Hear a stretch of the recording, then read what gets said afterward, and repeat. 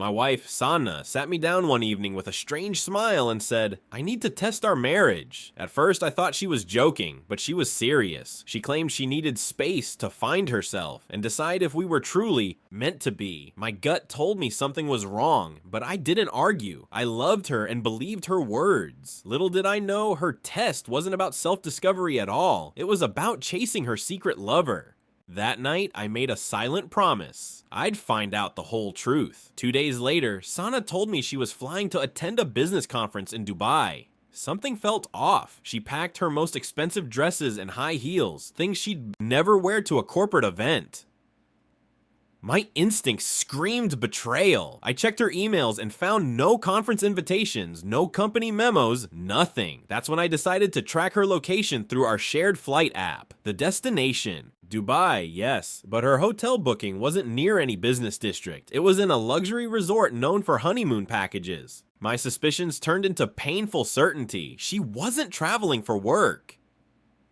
That night, I called one of my friends living in Dubai and asked him to investigate. Within hours, he confirmed my worst fear. Sana was meeting a man named Imran, someone she'd secretly been talking to for months. Pictures of them together, holding hands at a private restaurant, landed on my phone. My hands trembled, my vision blurred, but I stayed calm. Anger wouldn't help me now.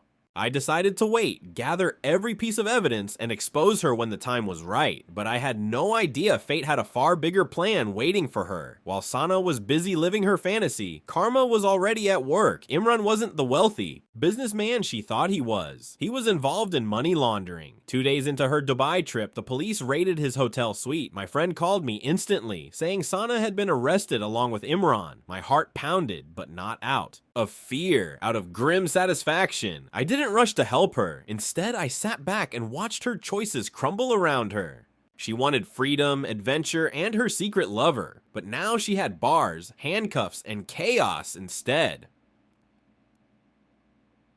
At 3 a.m., my phone buzzed. It was Sana, crying hysterically from a Dubai jail. "Saad, please, you have to help me. I made a mistake." She sobbed. My heart felt heavy, but I reminded myself of her lies, her insults, her betrayal. I calmly replied, "I thought you were testing our marriage. Seems like the results are pretty clear."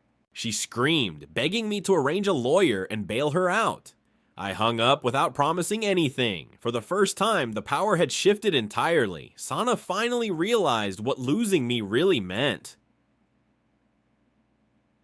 2 days later, news of the arrest spread. Online, pictures of Sana and Imran being escorted by police went viral in our hometown. Friends, neighbors, and relatives started calling me non-stop, some in shock, others gossiping. I stayed silent, never revealing a single detail, but quietly, I sent all her chat screenshots, videos, and photos to her parents. Her family was devastated, ashamed, and furious. Sana thought she could hide her betrayal, but now the entire community knew the truth. She wanted excitement and independence, but she ended up earning humiliation and disgrace instead. I didn't just sit idle while she suffered.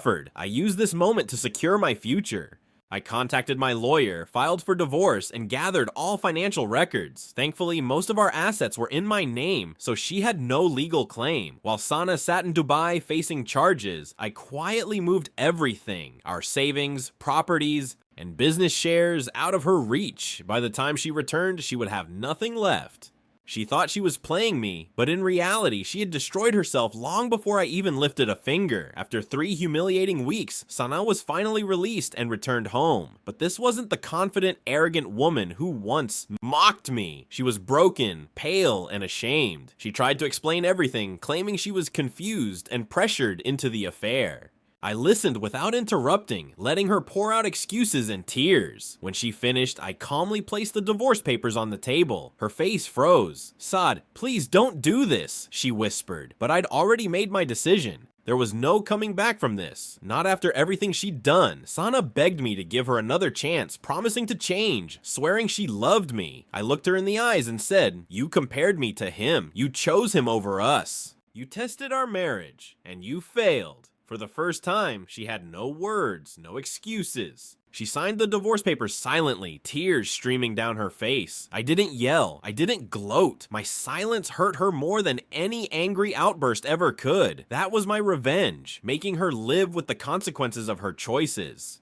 Without lifting a single hand against her, today, my life is peaceful, successful, and drama-free. I focused on my business, rebuilt my confidence, and even found someone who truly respects me. Sana, on the other hand, is struggling. Her reputation is ruined. Her lover abandoned her, and her own family barely speaks to her. She lost everything she gambled for: her marriage, her dignity, and her freedom. I didn't have to destroy her. She destroyed herself, and that, I realized, is the sweetest form of revenge. Watching karma deliver justice better than I ever could. Sana tested our marriage, but in the end, she tested fate.